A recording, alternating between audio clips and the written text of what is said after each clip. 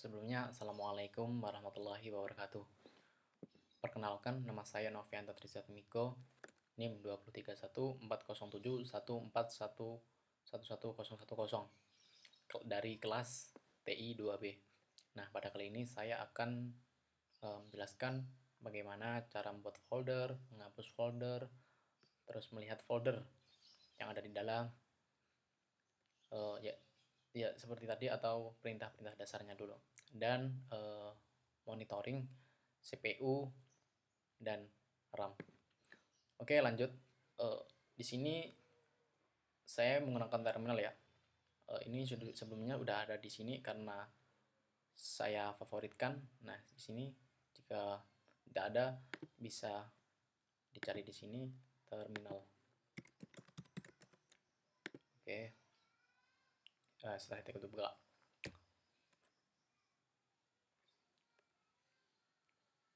Setelah itu kita buka CD dulu. Oke, kita udah ada di awal. Setelah itu kita ls untuk membuka file yang ada di sistem operasi ini. Di sini ada desktop, dokumen, download, musik, picture, public, template, dan video. Nah, di sini saya akan membuat folder di dalam dokumen. Sebelumnya kita buka dulu dokumennya, yaitu CD dengan perintah CD. CD ini untuk membuka file, perintah untuk membuka file. Mohon maaf, membuka folder. Nah, terus kita klik dokumen. Itu kita enter. Baik. Kita udah berada di folder dokumen. Jadi kita ls. Ternyata ada file Indonesia. Baik. Untuk menghapusnya kita dengan perintah rm dir Indonesia. Oke, kita ls lagi. Oke, udah terhapus. Itu kita akan buat folder baru, yaitu mata kuliah dari bidang minat teknologi informasi. Nah, saya akan milih 3 mata kuliah. Baik, saya akan buka file, membuat filenya dulu dengan perintah mkdir. Kita tulis ya, sistem operasi. Nah, di sini ada folder, nanti akan terbuat folder sistem operasi. Kita enter dulu. Oke, kenapa menggunakan tanda petik? Karena di sini ada penggunaan 2 kata. Nah, di sini ada penggunaan 2 kata. Ini harus menggunakan tanda petik. Itu kita ls. Ya, udah tampil. Kita buka file. Nah, ini kita buka dokumen.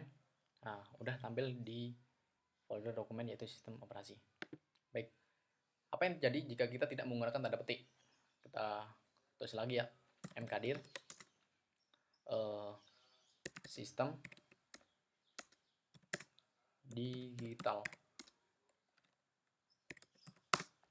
Nah, kita enter. Nah, di sini akan terbuat 2 folder sekaligus, yaitu folder sistem dan folder digital. Kita cek ya. Nah, bener kan? Ada folder digital dan folder sistem. Baik, setelah itu kita hapus dulu ya untuk yang file digital dan sistemnya menggunakan mkdir dengan 2 perintah sekaligus, sistem digital. Oke. Maaf, rm ya. rm dir sistem digital. Oke, kita ls lagi. Terhapus. Oke, setelah itu kita akan membuat folder, yaitu sistem digital dengan 1 kata.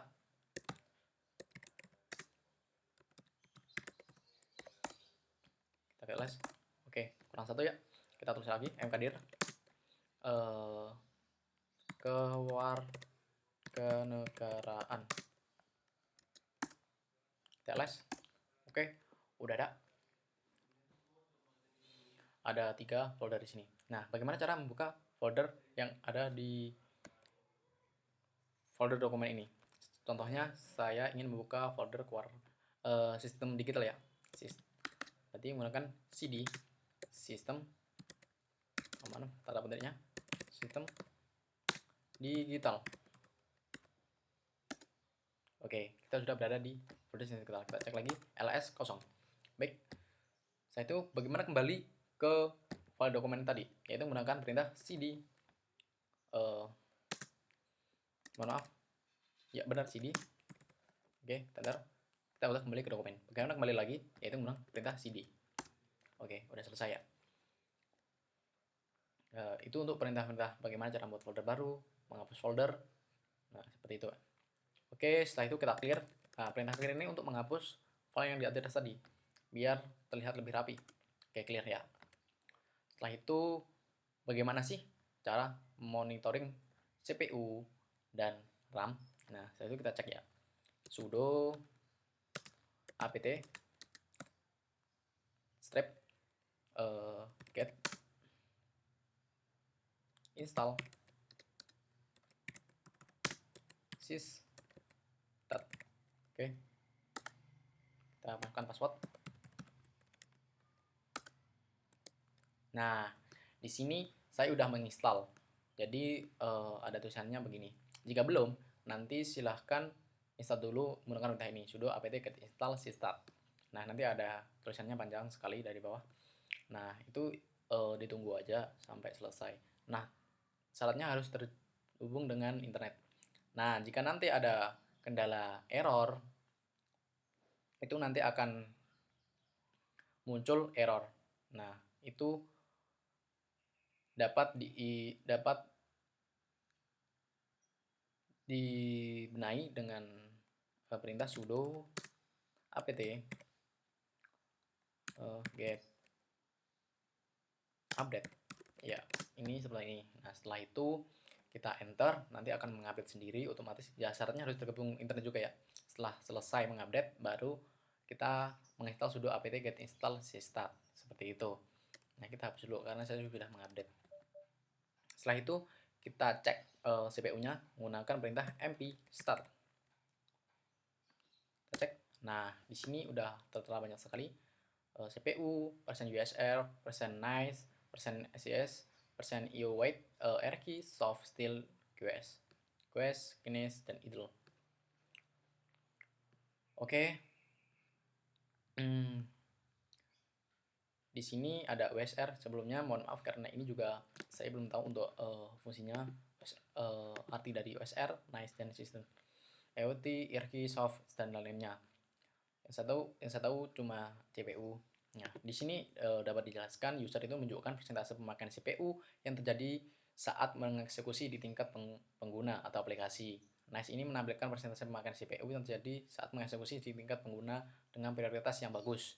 Nah, ini SES juga menunjukkan persentase pemakaian CPU yang terjadi saat mengeksekusi di tingkat sistem.